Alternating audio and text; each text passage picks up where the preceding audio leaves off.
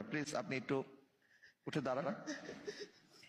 আমাদের সকল প্রতিযোগী আপনারা আপনাদের আপন আপন স্থান থেকে মঞ্চে চলে আসার জন্য অনুরোধ করছি।